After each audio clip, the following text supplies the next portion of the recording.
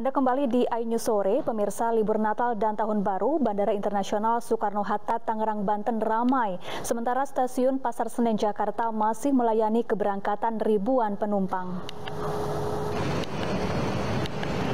Sejak pagi tadi, ribuan calon penumpang mengantre di Bandara Soekarno-Hatta, Tangerang, Banten.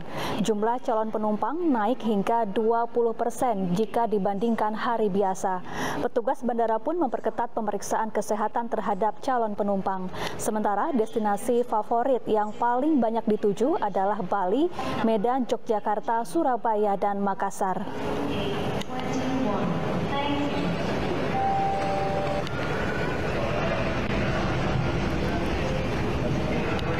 Sementara itu, stasiun Pasar Senen, Jakarta Pusat juga ramai. Ribuan penumpang berangkat ke berbagai daerah di Pulau Jawa.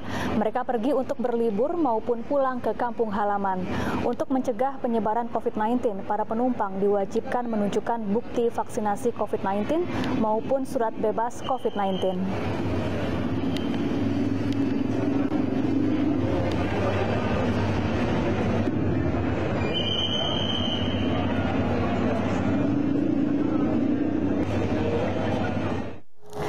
Bagaimana peningkatan penumpang angkutan transportasi darat di libur Natal hari ini? Sudah ada rekan kami Kevin Pakan di stasiun Pasar Senen, Jakarta Pusat. Selamat sore Kevin, seperti apa situasi di stasiun Pasar Senen sore hari ini?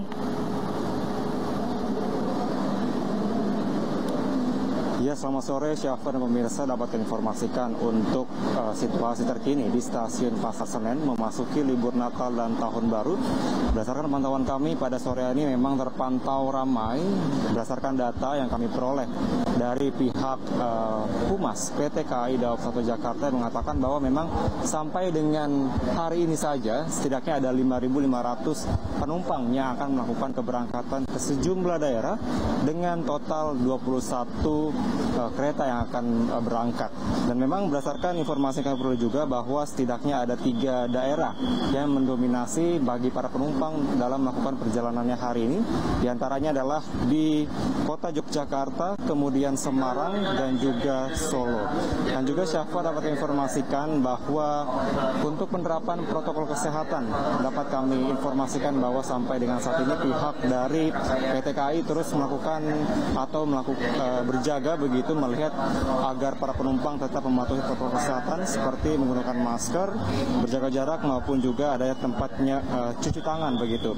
Dan juga Syafa dapat kami informasikan bahwa pemerintah ini telah mengeluarkan aturan terbaru selama masa libur Natal dan Tahun Baru, di mana hal ini tertuang dalam surat edaran Kementerian Perhubungan nomor 112 tahun 2021. Setidaknya ada 3 poin yang menjadi catatan di sini, di mana yang pertama adalah bagi para penumpang yang berusia di atas 17 tahun ini diwajibkan untuk menyertakan surat vaksinasi dosis lengkap, yakni dosis pertama maupun dosis kedua. Nah, juga selain itu harus menyertakan surat keterangan bebas COVID-19 baik PCR atau surat antigen. Dan juga untuk penumpang yang berusia 12 hingga 17 tahun ini diwajibkan minimal memiliki surat vaksinasi dosis pertama dan juga menyertakan surat keterangan bebas COVID-19. Dan poin yang ketiga yang menjadi perhatian bagi para penumpang, yakni bagi anak-anak yang berusia di bawah 12 tahun ini diwajibkan menyertakan surat keterangan bebas COVID-19. Dalam hal ini adalah tes PCR yang berlaku 3 kali 24 jam. Dan memang Syafa dapat kami informasikan bahwa kami memang melihat sejumlah penumpang ini membawa anak-anak yang berusia di bawah 12 tahun. Tadi kami sempat bertanya kepada mereka bagaimana tanggapannya terkait dengan aturan ini. Memang jawabannya cukup variatif, maksud kami ada pro dan kontra, di mana ada yang setuju karena bisa mengurangi begitu antusias ataupun volume dari penumpang yang akan melakukan libur Natal dan Tahun Baru.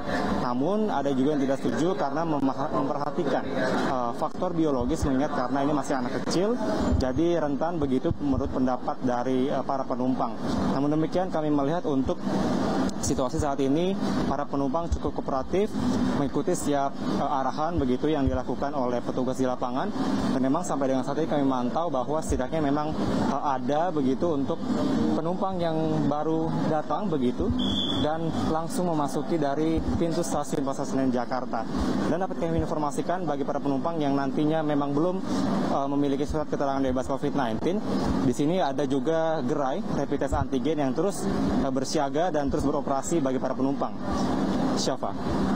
Iya, terima kasih Kevin Pakan melaporkan langsung dari Stasiun Pasar Senen Jakarta.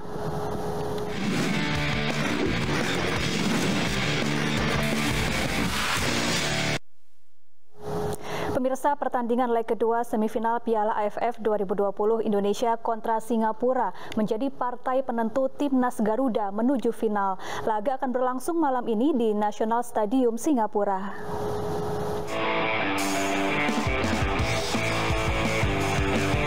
Timnas Garuda malam ini akan berjuang menuju babak final melawan Singapura dalam pertandingan leg kedua Piala AFF 2020.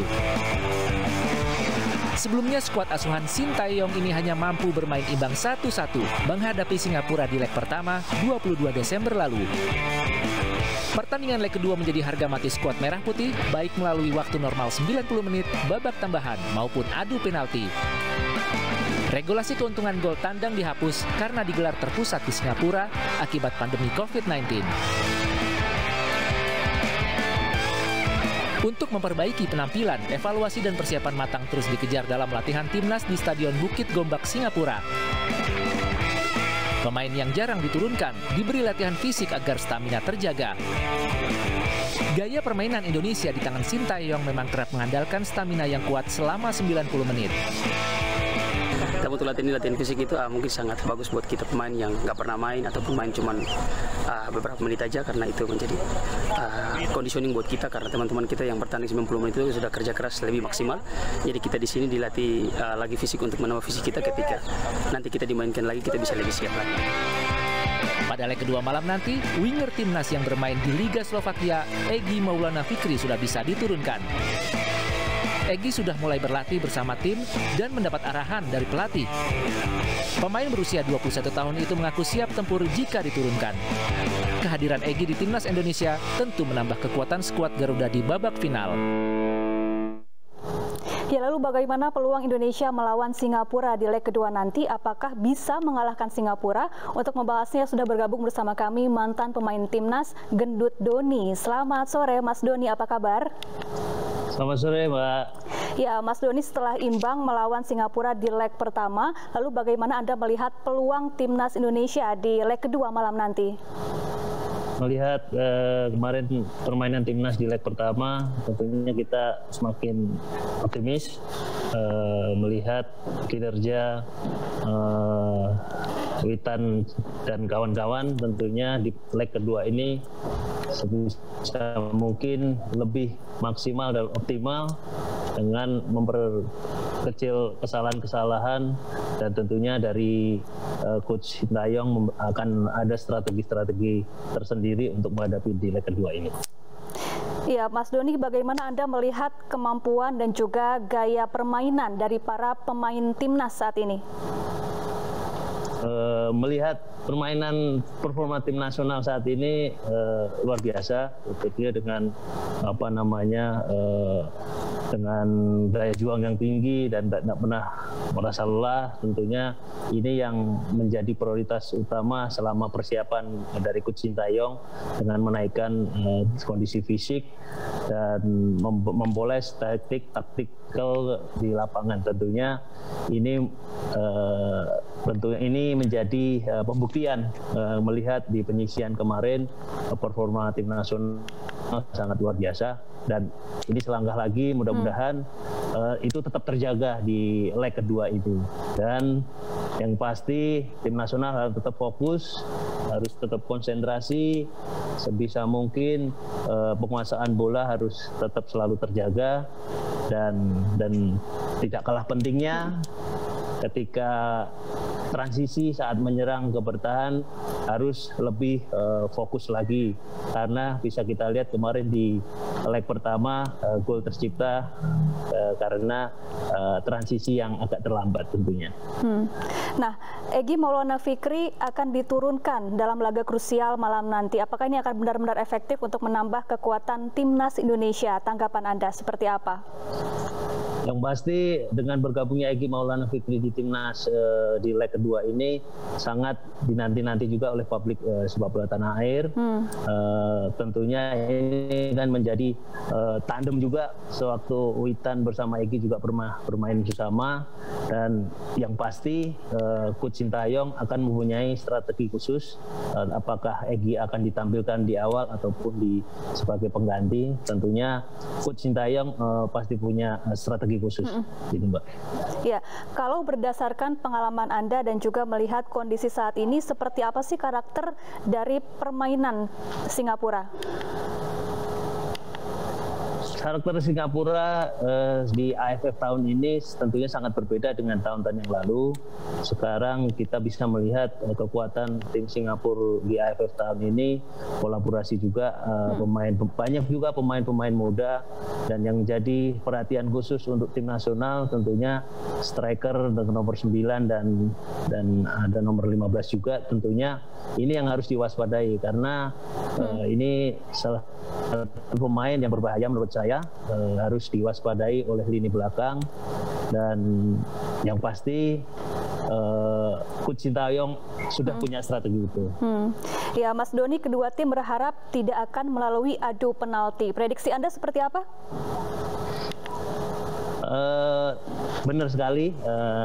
Tentunya Coach Sintayong pernah di pemberitaan juga mengatakan lebih baik dia menang di permainan daripada harus menunggu dengan hasil penalti. Dan saya berharap, kita semuanya berdoa tentunya di leg kedua ini tim nasional bisa mencuri keunggulan lebih dulu seperti di leg pertama, dan tetap selalu fokus, semoga bisa memberikan yang terbaik dan bisa berakhir dengan kemenangan.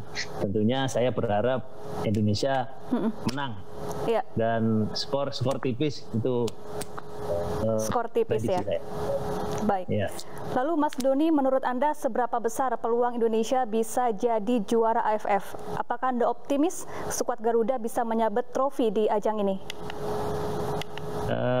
Ini menjadi pembuktian di semifinal leg kedua ini. Kalau tim nasional bisa melewati ini, harapan besar akan ada di timnas Indonesia bisa memberikan juara di AFF, karena ini juga pencapaian yang kita tunggu-tunggu selama ini apalagi di masa pandemi ini. Mungkin kita juga akan gelar dan melihat performa tim nasional, kok yakin bisa memberikan yang terbaik gitu juga. Ya Mas Doni, tapi ini masalah stamina kerap menjadi masalah bagi para pemain sepak bola. Apa yang harus dilakukan dan diperhatikan oleh para pemain timnas? Kembali lagi, kalau melihat performa tim nasional saat ini, dibilang fisik lebih bagus Mbak ya, saya lihat. Cuman karena faktor konsentrasi dan fokus itu yang kadang bisa membuyarkan semua kondisi fisik. Tentunya kembali lagi harus fokus dan fisik dan konsentrasi di setiap momen dan setiap pertandingan ini harus selalu terjaga, gitu Mbak. Baik, terima kasih Mas Gendut Doni, mantan pemain timnas, telah bergabung bersama kami di iNews Sore.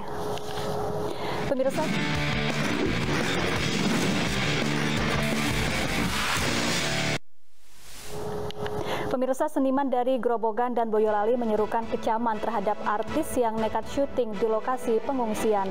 Informasinya usai jeda, tetaplah bersama kami.